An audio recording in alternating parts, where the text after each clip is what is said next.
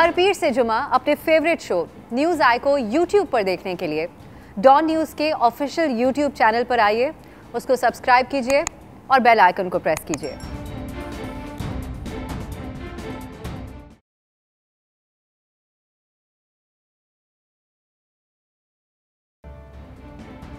अस्सलामुअलैकुम, मैं हूं अब्सा कोमल। आज के प्रोग्राम में हम तफसीली तौर पे बात करेंगे ये जो इंसानियत सोज वाक़या सियालकोट में पेश आया है, जहां पर श्रीलंकन जो फैक्ट्री मैनेजर था, श्रीलंकन शहरी, उसको जिस अंधोनाक तरीके से कत्ल किया गया। आपने थोड़ी देर पहले पंजाब हुकूमत की एक प्रेस कॉन्फ्रेंस भी देखी होगी, जिसके अंदर उन्होंने तफसीली तौर पे इस बारे में बात किया। हम इसका जिक्र करेंगे प्रोग्राम में, और कुछ दीगर सियासी मामलात भी ज़ेर बहस आएंगे, जो कि कुछ इस तरीके से हैं। एक तो ये जो अपोजिशन की दो बड़ी जमातें हैं, पीपल्स पार्टी और नून लीग, इनका जो तर्ज अमल चल रहा है आजकल, इसका जिक्र होगा।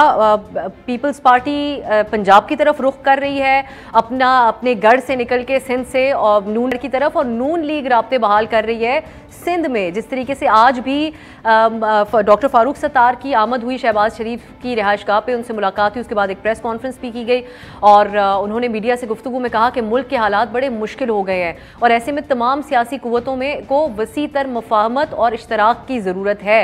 इन ख्यालात उन्होंने इजहार किया। फिर मुस्तफ़ा कमाल साहब से भी रब्ता हुआ, शहबाज शरीफ साहब का। ये तो बात हुई नून लीग की। पीपल्स पार्टी हमने देखा कि किस तरीके से पेशकदमी कर रही है पंजाब की तरफ। वो हल्का NA 133 का ज़िमनी इंतखाब है, जो कि यकीनन नून लीग का गढ़ है, लेकिन पीपल्स पार्टी भरपूर न सिर्फ मुकाबला कर रही है बल्कि बड़े सख्त बयानात भी आ रहे हैं। मामला पंजाब में नून लीग बमुकाबला पीपल्स पार्टी होता हुआ नजर आ रहा है। इसका भी हम प्रोग्राम में जिक्र करेंगे। और पीपल्स पार्टी के हवाले से जो कयास आराइयाँ की जा रही हैं कि बहुत पीपल्स पार्टी अपना जो अंदाज़ है उसको बड़ा अलग थलग रख रही है और कुछ हवा का रुख बदल रहा है, इस बारे में भी हम बात करेंगे। क्योंकि एक तो ये भी देखा जा रहा है कि जिस तरीके से EVM के हवाले से ज्वाइंट सेशन के बाद पार्टी चेयरमैन बिलावल भुट्टो साहब ने कहा कि ये जो इंतखाबी इस्लाहात का मामला है इसको हम अदालत में लेके जाएंगे, लेकिन सीनियर रहनुमा पीपल्स पार्टी के राजा परवेज़ अशरफ साहब, उन्होंने ये बयान दिया कि अगर शफाफ इलेक्शन की यकीन दहानी करवा दी जाती है तो हम EVM के ऊपर साथ देंगे। तो ये क्यों रवैये बदल रहे हैं पीपल्स पार्टी के, इसके पीछे जो कयास आराइयाँ चल रही हैं उनमें कोई हकीकत है, बात होगी प्रोग्राम में।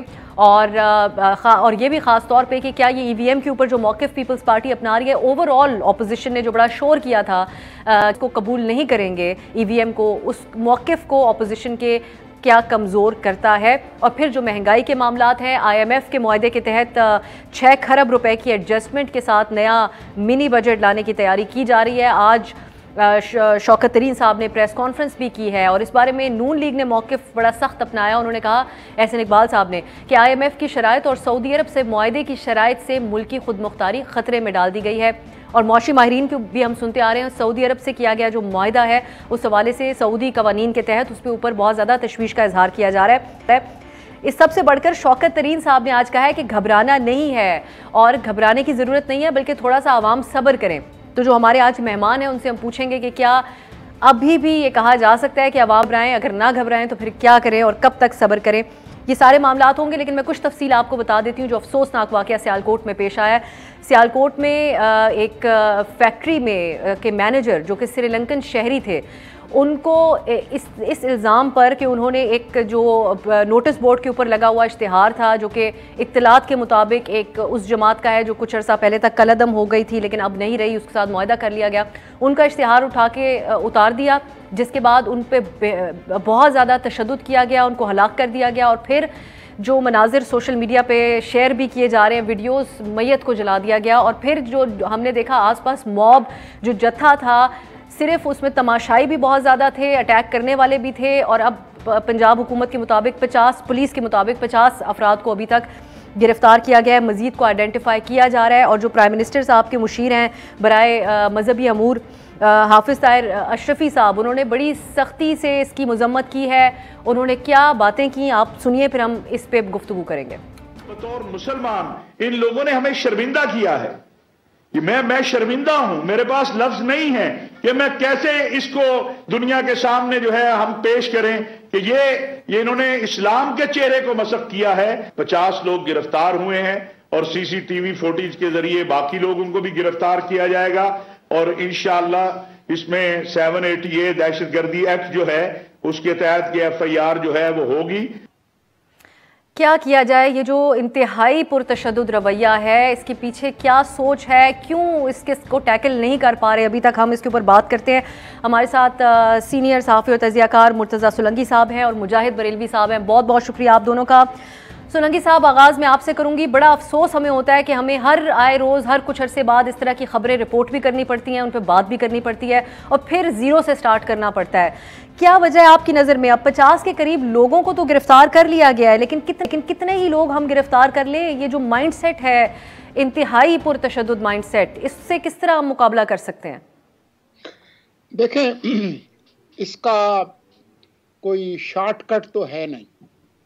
ये एक कैंसर है जो अदम बर्दाश्त है, और ये जो फ़िरक़े वाराना और इंतहा पसंद सोच जिस तरीके से आज से नहीं, ये पाकिस्तान बनने से पहले भी ये सोच मौजूद थी बरे सग़ीर में, और पाकिस्तान बनने के बाद मुतअद्दिद बार इसका इजहार हुआ है।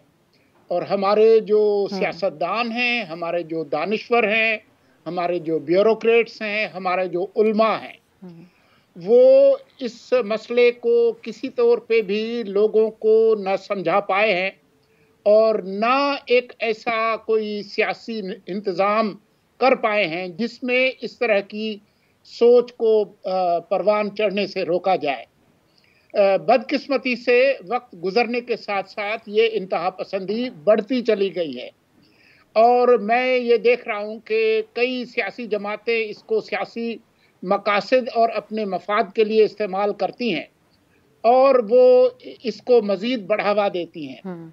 अब आप ये बात देखिए कि अभी 2-4 रोज़ पहले की बात है, वज़ीर आज़म इमरान खान ने क्या कहा।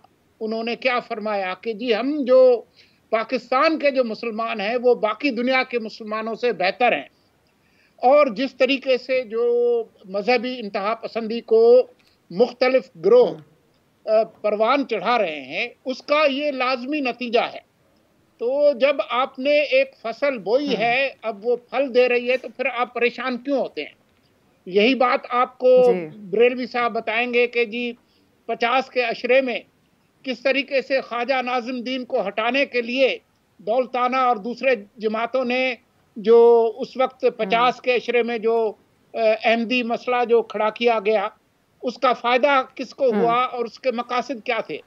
आप मुनीर कमीशन की रिपोर्ट पढ़ें तो आपको अंदाज़ा हो जाएगा। तो इस कार्य खैर में हर एक ने अपना हिस्सा डाला है, और ये इस मुल्क को एक फ़िरका वाराना आग की तरह से की तरफ लेके जा रहे हैं। अच्छी बात है कि आपने ताहिर अशरफी साहब का वो बयान पढ़कर सुनाया या उनकी आवाज़ में सुनवाया, लेकिन बदकिस्मती से तमाम लोग जो है वो इसमें अपना हिस्सा डालते हैं, और जब तक आप लोगों को कौमी तौर पर इसकी तालीम नहीं देते कि ये जो आपके जो जज्बात भड़क उठते हैं और उसके नतीजे में आप दूसरे इंसानों को जाकर कत्ल करते हैं, जब तक ये सोच ख़त्म नहीं होगी तब तक जो है वो ये मुल्क पुरअमन नहीं हो सकता। ये बिल्कुल सियासी तौर पे भी इस्तेमाल होते हैं, और फिर सोलंकी साहब ये देखते हैं कि फिर अब आम शहरियों तक जब मामलात आते हैं और जब वो भी देखते हैं कि स्टेट की रेट को किस किस तरीके से चैलेंज किया जा सकता है, तो फिर उनकी तरफ से भी मुख्तलिफ तरीकों से इस्तेमाल किया जाता है। जैसे अभी खबरें थी, जहनी माजूर शख्स के ऊपर इस तरह का इल्ज़ाम लगा दिया गया, फिर कोई क्रिश्चियन ऐलान कराने के लिए गया मस्जिद में, उसके ऊपर इल्ज़ाम लगा दिया गया।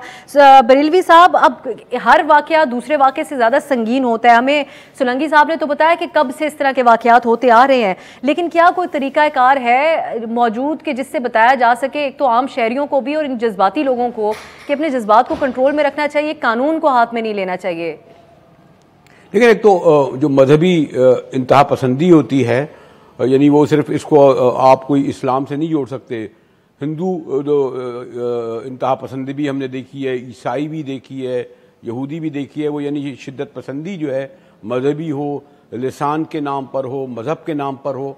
हमारे सोलंकी साहब बड़े सीनियर आदमी है, ये जिक्र ख्वाजा नाज़िमुद्दीन का उस वक्त कर रहे थे जब कादियानियों के ख़िलाफ़ एक तहरीक चली, और उसमें उस वक्त की जो जमातें थीं, बहरहाल वो रिपोर्ट भी सामने है। लेकिन मुझे और ज़्यादा बदकिस्मती से कहना पड़ेगा कि हम तो ज़िया-उल-हक़ को कहते हैं ना कि वो एक ऐसे बीज बो गए शिद्दत पसंदी और मजहबी पसंदी का कि आज आप कुछ भी कर लें, बाद में पीपल्स पार्टी और नवाज लीग भी आए, बल्कि नवाज लीग तो खैर कहते ही थे कि मैं तो मिशन पूरा करूंगा जनरल ज़िया-उल हक का। वो जो लीगेसी है ये बरसों से चल रही है। और उससे भी ज़्यादा बदकिस्मती की बात यह है कि पाकिस्तान के गालिबन हम तो कहते ही नहीं, कायद आज़म के बाद दूसरे बड़े अवामी लीडर ये जुल्फ़िकार अली भुट्टो साहब थे कि 70 में इन्हें जब इल्म था कि इन्होंने जो शौकत इस्लाम चलाने वाली जमात की जमानतें जब्त हो गई थी, उन्हें 4 नशिस्तें नहीं मिली थी। लेकिन फिर जब कौसर नियाज़ी जैसे उनके मुशीर हुए तो ये भुट्टो साहब थे जिन्होंने फिर जो है वो वो जो अक़लियत करार दिया। वहाँ से शुरू हुआ ना, जब आपने इस कौसर नियाज़ी किस्म के लोगों को की बातों में आकर एक पूरी नई सोच फिर डेवलप कर दिया आपने अक़लियत करार दिया, और उससे जो नुकसान हुआ आज तक याद है। फिर मुझे याद है कि जी वो ख़ास तौर पर इमाम काबा को बुलाया गया। मैं कराची शहर में था, सड़कें खाली हो गई कि जी अरे भाई हर हमारे तो हर मोहल्ले में मस्जिद है, हम तो हर जुमे को वहाँ नमाज़ें पढ़ते हैं, बल्कि 5 वक्त भी पढ़ते हैं। तो मैं ज़िया-उल हक से नहीं करता, मुझे अफसोस ये है।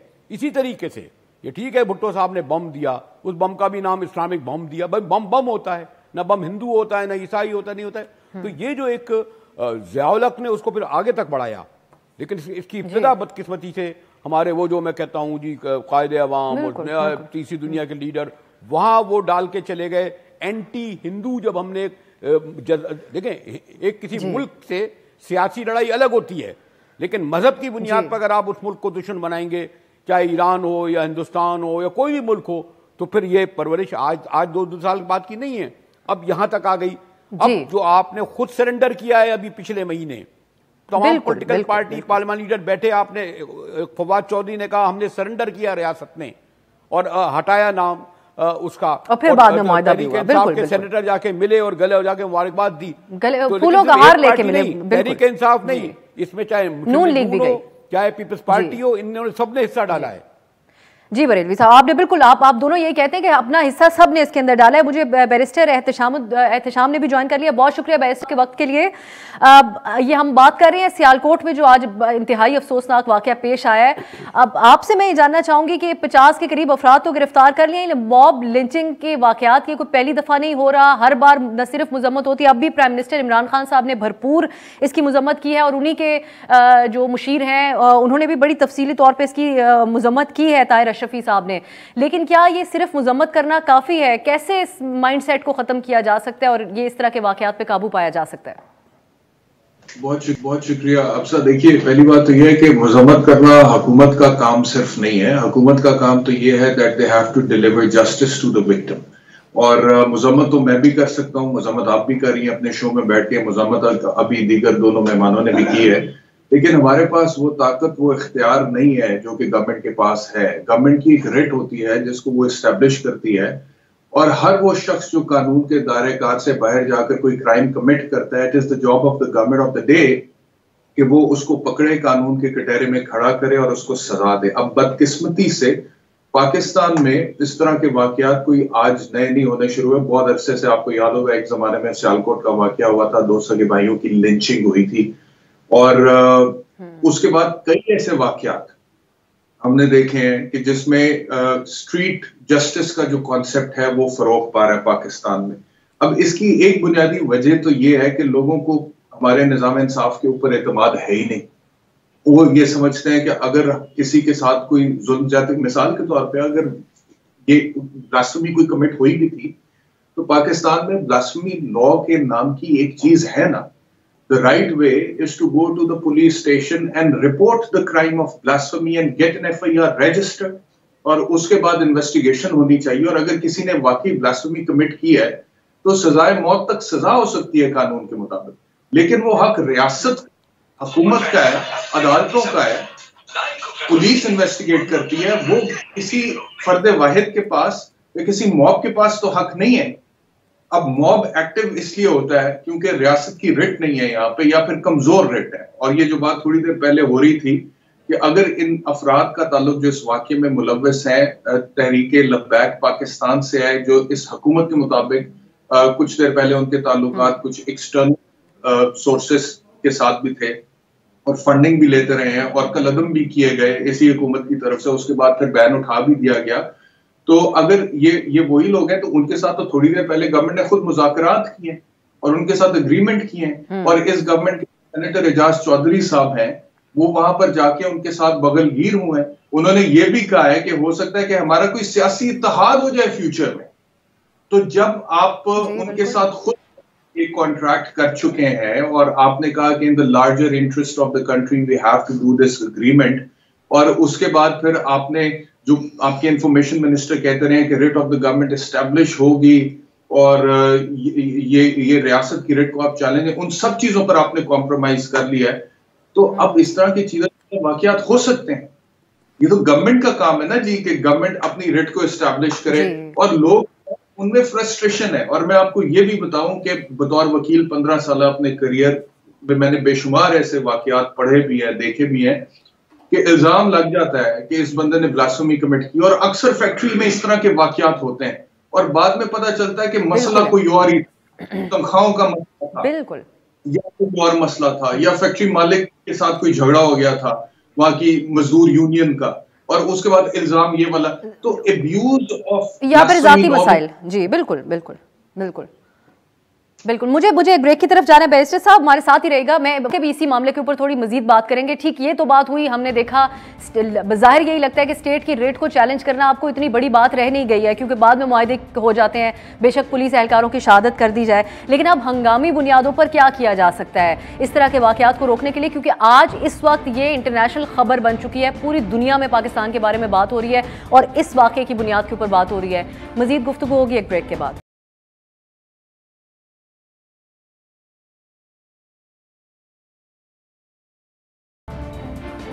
ब्रेक के बाद खुश आमदीद बात कर रहे हैं हम जो सियालकोट में इंतहाई अफसोसनाक वाक़या पेश आया है। प्राइम मिनिस्टर इमरान खान साहब ने कहा है कि बड़ी सख्त इसके ऊपर उन्होंने एक तो मजम्मत भी की, उन्होंने कहा इसकी भरपूर इंक्वायरी की भी बात की, और फिर हमने देखा पंजाब पुलिस ने भी आके इस बारे में बात की और यही कहा कि 50 लोग कर लिए। IG ने 45 आवर्स के अंदर इसके ऊपर रिपोर्ट जमा कराने का कह दिया, 45 घंटों के अंदर। तो देखते हैं कि क्या ही हो सकता है, कितने लोगों को गिरफ्तार किया जाएगा, लेकिन ये माइंड सेट कैसे बदला जा सकता है। अब सोलंकी साहब, कुछ अरसे के अंदर बहुत सारे वाकयात आए हैं। एक ये चारसदा के अंदर पुलिस स्टेशन के ऊपर किस तरीके से हमला कर दिया गया, हम मुसलसल देख रहे हैं कानून को हाथ में लिया जा रहा है। फैसलाबाद में नर्सेज हों, उनको अटैक किया गया था, और अब ये सियालकोट का वाकया, और दीगर भी बहुत होंगे। बहुत से मामला रिपोर्ट भी नहीं होते, इशूज़ भी इस किस्म के हैं। तो अब आपकी नज़र में ये बैकग्राउंड पे तो आप लोगों ने बात की, लेकिन ये जो रीसेंट वाकयात हैं, एक तहरीक के साथ मुआहदा कर लेना, उसके बाद ये ज़्यादा हवा मिली है, जिसके बाद बैक टू बैक ये वाकयात हो रहे हैं कि स्टेट की रेट को जो भी चैलेंज करेगा और कोई उसका कुछ नहीं बिगाड़ सकती स्टेट, मुआहदा ही करना पड़ता है बाद में। इन लोगों के साथ भी बातचीत हुई थी जो निकले हुए थे आज भी मौत बाहर। जी आप ठीक कह रही हैं, लेकिन इसका कोई शॉर्टकट नहीं है। आप ये देखें कि जो मुमताज़ कादरी का जो वाकया हुआ था और उसके बाद तमाम अदालतों में अपीलें सुप्रीम कोर्ट तक गईं। अब मुमताज़ कादरी के कब्र पे तो मज़ार बना हुआ है, तो अब इसका क्या करेंगे आप? बात यह है कि ये सिर्फ रिट ऑफ द स्टेट और ताकत और तशद्दुद, सिर्फ इससे अब मसला हल होने वाला नहीं है, क्योंकि ये जो अदम बर्दाश्त है ये मुल्क की बिल्कुल जड़ों में बैठ गई है। तो जब तक एक पूरे मुल्क के अंदर आप लोगों की तालीम नहीं करते और इस अदम बर्दाश्त के खिलाफ तमाम जो स्टेक होल्डर्स हैं, जिसमें ब्यूरोक्रेसी भी है, जिसमें सिविल मिलिट्री ब्यूरोक्रेसी भी है, जिसमें सियासतदान भी हैं, उलमा भी हैं, जो तालीमी इदारे हैं, पूरे आपका जो कल्चर है, आपके ड्रामे, आपकी म्यूज़िक, जब तक आप पूरी सोसाइटी को मोबिलाइज नहीं करते और लोगों को एजुकेट नहीं करते, जिस तरीके से आज जो है वो जर्मनी में जो है वो नाजीज़म के ख़िलाफ़ जो है वो एक माहौल मौजूद है, लेकिन उससे पहले उन्होंने कितने लाखों लोग जो है वो मारे गए उस सेकंड वर्ल्ड वार में, पूरी दुनिया जंग में झोंकती गई। तो ये इस तरह के कैंसर है। आपको बरेलवी साहब ने बताया कि भारत के अंदर जो है वो जो बीजेपी और RSS की जो सोच है वो भी बिल्कुल इसी तरह की मॉब लिंचिंग की सोच है। जो तालिबान की जो सोच है वो भी बिल्कुल वही है। इसी तरह की सोच आपको दुनिया के और मुल्कों में भी मिलती है, लेकिन हमें बाकी दुनिया को छोड़े, हम अपने जो मसाइल हैं उनको देखें, और उसका हल कोई शॉर्टकट नहीं है। क्योंकि अब अगर 50,000 लोग किसी जगह जमा हो जाए, चाहे उनकी सोच गलत ही हो, आप उसको क्या करेंगे? गोलाबारी करेंगे? जी जी बिल्कुल ऐसा ही है। बरेलवी साहब, शॉर्टकट तो कोई नहीं, लेकिन कौन सी सबसे अहम चीजों के ऊपर गौर किया जा सकता है? आप लोगों ने बड़ी तफसीली तौर पे बताया कि पहले भी क्या क्या होता रहा है, लेकिन क्या अब किस तरीके से बदला जाए चीजों को? हुकूमत के ऊपर क्या जिम्मेदारी आयद होती है? हम मीडिया क्या कर सकते हैं इस सिलसिले में? जनरली सियासतदान क्या बात करें, खासकर उलमा, क्या किसके ऊपर सबसे ज्यादा जिम्मेदारी आती है इन वाकयात को रोकने के लिए?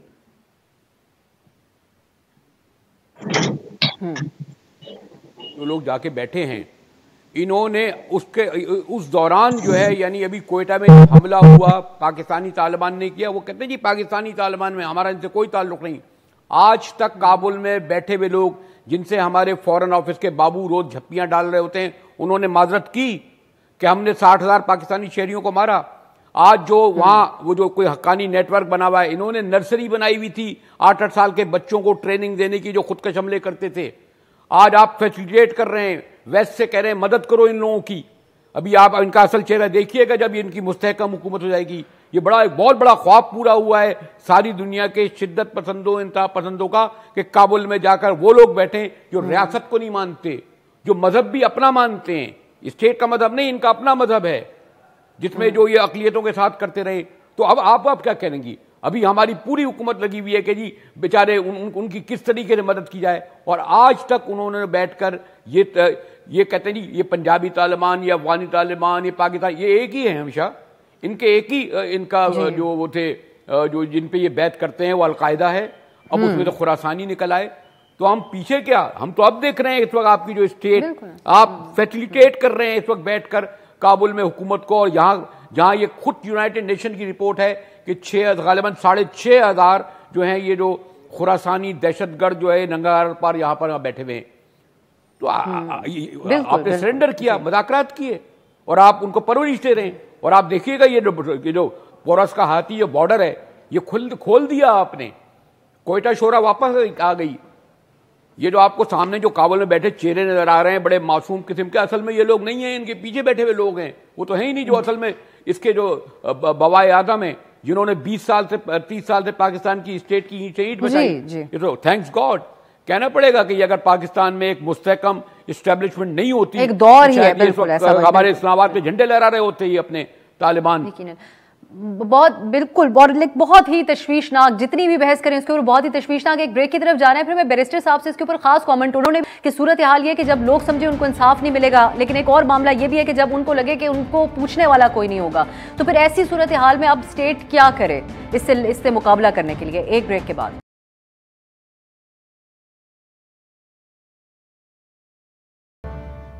ब्रेक के बाद खुश आमदीद बात हो रही है सियालकोट वाक़े की। बैरिस्टर साहब, मैं एक सवाल आपसे इसी मौजू पे करूंगी, फिर हम आगे जो सियासी मामलात हैं उसके ऊपर बात करेंगे, आप लोगों के तबसरे शामिल करेंगे। आपने भी जिस तरीके से बात की, आप कानून के माहिर हैं, यहाँ पे बात हो रही है कानून के ऊपर अदम एतमाद की, कि जब आपने भी जिस तरीके से जिक्र किया, लेकिन एक और मामला ये भी है कि कोई बेखौफी जो है कि कोई पकड़ने वाला नहीं है, स्टेट की रिट नहीं है।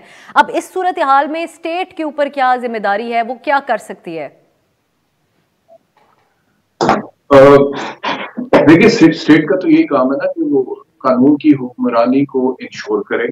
स्टेट ने तो यही करना है। और खौफ की जहां तक बात है, वो सर्टेनिटी, हम अक्सर ये बात करते हैं कि it is not the severity of the punishment but the certainty of conviction that matters. यानी कि अगर कोई इंसान जुर्म करता है तो जरूरी नहीं है कि उसे पता हो कि इस जुर्म की सजाए मौत है तो फिर वो डेटरेंस होगा, बल्कि उसे पता हो कि इसकी जो भी सजा है, चाहे 5 साल 10 साल जेल है, ये हो जाएगी। ऐसा नहीं होगा कि मैं भाग जाऊंगा या कोई लूप होल्स का फायदा उठा लूंगा और मैं सजा से बच जाऊंगा, या अदालत में किसी तरह का कोई चक्कर दे दूंगा, या इन्वेस्टिगेशन में अपने आप को बेगुनाह करा दूंगा। तो उसका तो एक ही हल है, और वो ये है कि वो निज़ाम कानून और इंसाफ, जिसकी बहुत बात करते थे इमरान खान साहब प्राइम मिनिस्टर बनने से पहले ऑपोजिशन में होते हुए, और वो ये कहते थे कि अगर सिर्फ अदालतें ठीक हो जाएं तो इस मुल्क के बहुत से मसाइल ठीक हो जाएंगे। उस विजन को वो इम्प्लीमेंट कर रहे हैं। मेरा एक वकील की हैसियत से, एक एंकर की हैसियत से जो कंसर्न है वो ये है कि पाकिस्तान तहरीक इंसाफ की हुकूमत को आए हुए 3 साल से ऊपर का अरसा हो गया है, लेकिन कोई मेजर लीगल रिफॉर्म ये हुकूमत करने में नाकाम है। फरोग नसीम साहब जो है वो बहुत प्रेसिडेंशियल ऑर्डिनेंस की फैक्ट्री एक जो लगी हुई है लॉ मिनिस्ट्री के अंदर, और हर इशू के ऊपर प्रेसिडेंशियल ऑर्डिनेंस आ जाता है। उनको ड्राफ्ट करने में तो बहुत वक्त सर्व कर रहे हैं, लेकिन चंद इंतजामी अमूर अगर ये गवर्नमेंट कर ले, प्राइम मिनिस्टर साहब लॉ मिनिस्टर को या सूबों के लॉ मिनिस्टर्स को डायरेक्शन दे दें, तो आप यकीन करें कि अदालतों के इंसाफ के मामलों में बहुत बेहतरी आ जाएगी। और जहां तक इसका ताल्लुक है, इसमें भी यही बात है कि अब एक वाकया हो गया है, अब जो भी लोग इसमें मुलव्वस हैं जी, पुलिस चलान कर दे और फिर अदालत में ट्रायल चले और फिर ट्रायल में वो विटनेस प्रोटेक्शन है वो बहुत इंपॉर्टेंट। ये ना हो कि जो चश्मदीद गवाह है वो खौफ से जो है गवाही देने से मुकर, ये भी अक्सर होता है इस तरह के मामला। और आखिरी चीज इस हवाले से वो मुझे याद आ गया, मसला ये है क्योंकि नजरिया हर किसी का अपना अपना है। यहाँ पे आपके दो मेहमान है, उनका अपना नजरिया, आपका अपना नजरिया, मेरा अपना नजरिया। नजरिया रखने में कोई प्रॉब्लम नहीं है। आप मजहब को एक्सरसाइज करना चाहते हैं, सर्टेन वे आप कीजिए, कानून आइन आपको हक देता है, लेकिन किसी और फर्द की जो हुकूक है उनको पामाल मत कीजिए। वो शायर ने कहा है ना जी कि कैसी बख्शिश का सामान हुआ फिरता है, रास्ता खुल्द का आसान हुआ फिरता है, एक बारूद की जैकेट और नारे तकदीर, रास्ता खुद का आसान हुआ करता है, कैसा आशिक है तेरे नाम पे कुर्बान है, मगर तेरी हर बात से अनजान हुआ करता है। तो कहने का मकसद ये है कि जो हमारे नबी हजरत मोहम्मद सल्लल्लाहु अलैहि वसल्लम की बातें गिरामी है, वो तो रहमतुल लिल आलमीन है, वो तो जानवरों के लिए भी रहमत का बायस थे। तो फॉलो हिज एग्जाम्पल। बिल्कुल ऐसा ही है। और ये फिर प्राइम मिनिस्टर साहब ने भी इस बात पे आज जोर दिया है कि ये तो पूरे मुल्क की शर्मिंदगी का बायस है ये वाकया। और ताहिर अशरफी साहब ने बहुत राइटली पॉइंट आउट किया, ये बात कही कि भाई हमारे मजहब की सबसे बढ़कर इन्होंने ये जो आज काम हुआ है इसमें तौहीन किया है। और आप लोगों ने भी इसी किस्म की बात की। अब मैं जरा दूसरे मौजू की तरफ जाती हूँ। सलंगी साहब, सियासी मामलात का कुछ जिक्र कर लेते हैं। राब्ते हो रहे हैं बहुत ज़्यादा, ये बातें की जा रही हैं कि हवाओं का रुख बदल रहा है। हम अगर देखें तो पीपल्स पार्टी पंजाब की तरफ रुख कर रही है और नून लीग के कुछ राब्ते सिंध के हवाले से चल रहे हैं। मुस्तफ़ा कमाल से भी बात हुई, शहबाज शरीफ साहब की, और आज डॉक्टर फारूक सत्तार ने उनको विजिट किया। तो आप क्या देखते हैं कि क्या कोई सियासी तब्दीलियां आ रही हैं? इन सारी मामलात को आप कैसे देख रहे हैं? देखिए जी, ये दोनों कौमी सियासी जमातें हैं, मुस्लिम लीग नून हो या पाकिस्तान पीपल्स पार्टी हो, और ये उनका मुल्क है। ये एक अफसोसनाक अमर है कि हमारी बहुत सारी जो कौमी सियासी जमातें हैं वो सही मानों में कौमी जमातें नहीं रहीं। उसके जो असबाब हैं उस पर बात करेंगे तो फिर बहुत वक्त गुजर जाएगा। लेकिन अगर पीपल्स पार्टी पंजाब के अंदर दोबारा जाती है तो ये तो पार्टी थी ही पंजाब की। आप ज़रा गौर करें कि 1970 के इंतखाब में पंजाब असम्बली की 180 सीटें थी, जिसमें से पीपल्स पार्टी ने 113 जीती थी, और जो दूसरे नंबर पे दौलताना साहब की मुस्लिम लीग थी उनको सिर्फ 15 नशिस्तें मिली थी। तो 113 और 15 नशिस्तें, तो ये तो पार्टी पंजाब की थी। सिंध असेंबली में 60 सीटों में से पीपल्स पार्टी को सादा अक्सरियत भी नहीं मिली थी, 28 सीटें मिली थी। बरेलवी साहब आपको बताएंगे कि किस तरह से प्यारा अली अलाना दूसरे लोगों को पीपल्स पार्टी में शामिल करके मांगे तांगे की हुकूमत, सिंध हुकूमत बनाई थी पीपल्स पार्टी ने। तो ये चीजें होती रहती हैं। अगर मुस्लिम लीग नून जो है वो अगर कराची के अंदर कोई सियासत करती है तो पीपल्स पार्टी को खुद जरा गौर करना चाहिए कि उसकी क्या कमजोरियां रही हैं। तो ये एक बहुत नॉर्मल बात है, इस पर बहुत ज्यादा परेशानी की बात नहीं है। लेकिन मुझे नहीं लगता कि पीपल्स पार्टी फौरी तौर पर पंजाब में कोई बहुत बड़ी तब्दीली ला सकती है। अगर वो अपना जो खोया हुआ वकार वापस ले सकते हैं तो अच्छी बात है। लेकिन फिर मैं एक ब्रेक की तरफ जाऊंगी, वापस आके आप लोगों से पूछूंगी कि फिर के अंदर भी जो मुजाहिरा बिलावल साहब की तरफ से किया गया, खुद कुछ हुकूमती शख्सियात भी उनकी मोतरफ हो गई कि बहुत अच्छा पावर शो दिखाया है। इस बारे में बात करते हैं और फिर बरेलवी साहब का भी खास कमेंट होगा कि उनकी नज़र में क्या रिवाइव कर पाएगी पीपल्स पार्टी पंजाब में और नून लीग के क्या चांसेस हैं सिंध में। बात करते हैं एक ब्रेक के बाद।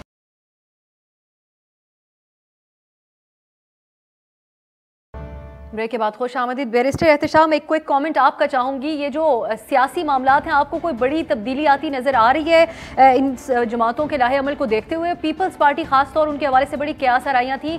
पार्टी चेयरमैन ने कहा था कि हम अगली बारी हमारी होगी। ये महज ख्वाहिश थी या कोई इंडिकेटर्स आपको नजर आते हैं पीपल्स पार्टी के लिए ऐसे? हाँ, ये बिलावल भुट्टो ज़रदारी साहब के ख्वाहिशात के घोड़े वो दौड़ा रहे हैं बड़ी स्पीड के साथ, लेकिन इनको अभी मंजिल मिलने के चांसेस नजर नहीं आ रहे कोई खास।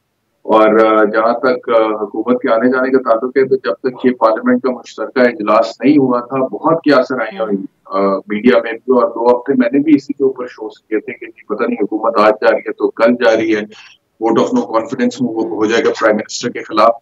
लेकिन वो तमाम धूल मट्टी बैठ गई है और मुझे नहीं लगता कि अभी हुकूमत कहीं पर भी जा रही है। और ऑपोजिशन का जो मुर्दा घोड़ा है उसमें जान डालने की कोशिश तो कर रहे हैं और पीडीएम को दोबारा फाल करने की भी कोशिश कर रहे हैं, बट आई डोंट थिंक कि इससे इमरान खान की हुकूमत को कोई खतरा है।